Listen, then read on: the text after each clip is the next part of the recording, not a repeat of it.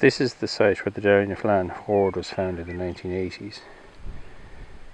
It's a slight high point in the middle of a bog, and that's leaving them on in the distance there.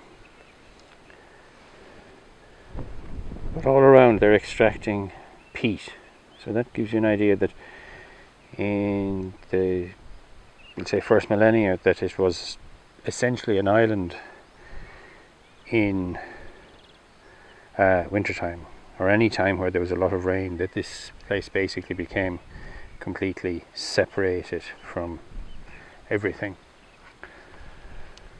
It has now got a church on it, or let's say in the 13th century a building was put here, and this is a Norman stone structure, but it's likely that it replaced something much more wooden, shall we say.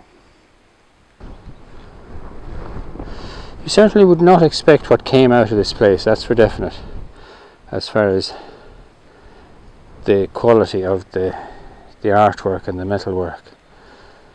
This is the view of the 13th century church, or at least what's left of it, and some sort of an impression of just how high up we are. We're basically about 50-60 feet above the bog. That brown thing is the bog, which is more or less level.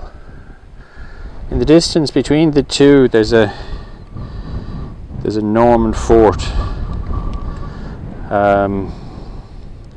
Norman keep. There's a gap there which brings us down to there's a river that flows through it, which brings it into the lower area of the shore. Hey, behind the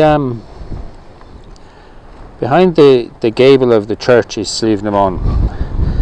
This centres on virtually everything that's in Tipperary, or particularly South Tipperary.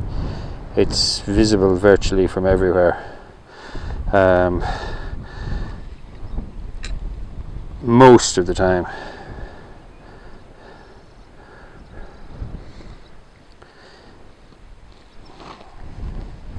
Slightly across the way there's another hillock.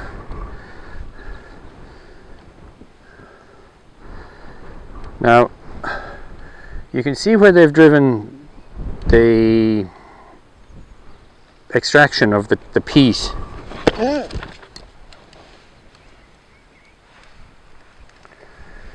You can see where they've driven the extraction of the peat, and I expect that there was a causeway between these two mounds.